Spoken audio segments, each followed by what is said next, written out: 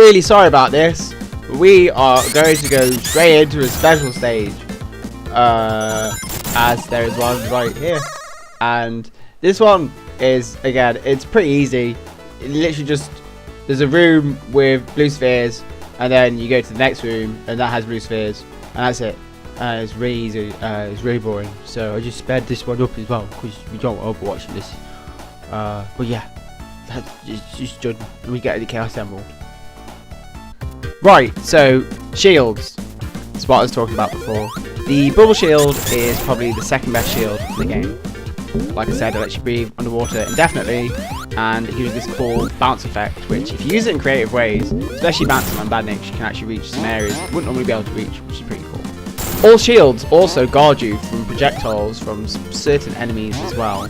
At the top here, there is a Bluminator who will fire spikes at you, and as you watch, the spikes will literally just bounce off, which means that some of the enemies become really useless. And there's a cheeky little one up there, and there's another cheeky little one up over here as well, which is pretty cool. If you go down here, there you go. So there's 2 extra lives right next to each other. In terms of shields as well, the best one would probably be the lightning shield. Even though if you touch water, it will get rid of the shield instantly. The fact of having it and drawing in rings and having a double jump is crazily overpowered. And if you're supersonic as well, if you go underwater, you won't even lose the shield, and you'll still draw rings into you, so it makes it ridiculous. And the fire shield's probably the worst. The boost will oftentimes send you off the stage and into an enemy, which will actually hurt you. And also, there's not really that many fire levels, so it's only really useful in this stage, to be fair. There's not really much that can protect you from. And again, if you touch water, the shield will disappear. Now, as you see here, the rings draw into you with a shield, like I said. And if you drop down here, there's a nice big ring as well. So, another special stage. I always used to struggle with this one, to be fair, when I was a child. It was always really hard. It was always like, to me, mentally, if I couldn't do this stage, then I was not going to be able to do the others. But it's pretty easy now I'm older, so not too much to worry about. And I try to get out, and I just lose my shield completely. It's falling in the water. Good job. So yeah, that's what I mean with shields. You can lose them pretty easily. Now, there's a nice little bit hidden here with a bubble shield, but you don't really need it. The only shield that you need at the end of this level is the fire shield, so make sure you grab that.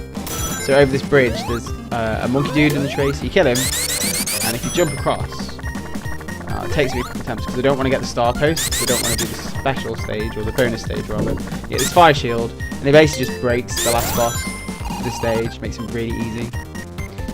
Again, with the cutscenes, there's this weird little bit here, which is stupidly loud and stupidly long.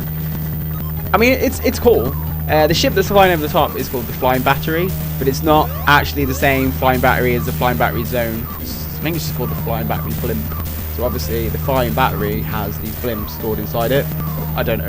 I didn't make the game, but that's that. And Tails just gets his ass kicked because he's a fucking idiot. I always find that really funny. He can never catch up, and then he just walks next to you at the same speed that I'm running. There's Dr. Eggman in the background there. Sorry, Dr. Robotnik even. And this boss is basically a waste of time because I beat him. How easy was that? That's ridiculous. I didn't even have to try and beat him. That's what he... yeah, that's it. That's the stage done. So yeah, that's the end of this act, and basically we get treated to one more final cutscene. If you're quick to react in this scene as well, you can actually jump off the bridge and just like fuck around in the rest of the level, which is pretty cool.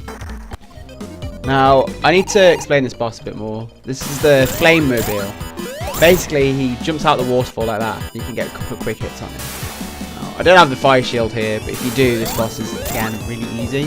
So he goes behind the waterfall, moves across where you can't hit him, and just you can watch him move behind and just appears at the other side. And then he fires these fireballs at you, and that's it. Again, he's really easy. He's not really anything to worry about. So yeah, and that's Act 2.